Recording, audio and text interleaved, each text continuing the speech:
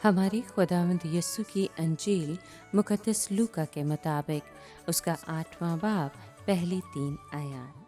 उन दिनों में यस्सु शहर शहर और गांव गांव जाकर वास करता और खुदा की बादशाही की खुशखबरी देता था। और वो 12 उसके साथ थे और कई औरतें भी जो बदरूहों और बीमारियों से शिफायाब हुई थीं, यानी मरियम जो मजदली कहलाती है, जिसमें से 7 बदरूहें निकली थीं, और हन्ना हेरोदिस के दीवान हुज्जा की बीवी, और सोसन और बतेरी, और भी जो अपने माल से उनकी खिदमत करती थीं। पाकलाम के पढ़े और सुने जाने पर खुदावंद की बरकत हो, खुदा का शुक्र हो। अजीज दोस्तों, आज के कलाम में सादा और मामूली सा बयान है कि यस्सु और उसके शागिर्द शहर शहर और गांव गांव खुशखबरी सुनाते फिरते थे।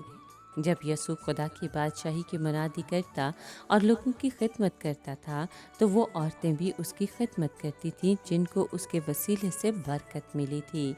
गालिबन वो उसके क़याम और खाने पीने का इंतज़ाम करती थीं।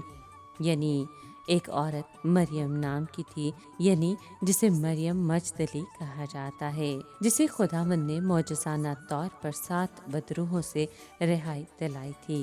और फिर हन्ना हेरोदिस के दीवान कूजा की बीवी, और इसके अलावा सोसन और बहुत सारी और औरतें भी थीं जो खुदावन की खिदमत करने वालियों में शामिल थीं। उनकी खिदमत और खुदावन के साथ उसने सलूक को तस्लीम किया गया और किताब मुकद्दस में कलमबंद किया गया है। उनके ख्वाब ख्याल में भी ना था कि हम जो यस्सु को अपनी चीज़ों में शरीक कर रही हैं, हर ज़माने के मसीही हमारी मेहमान नवाजी और फराख दिली के बारे में जानेंगे।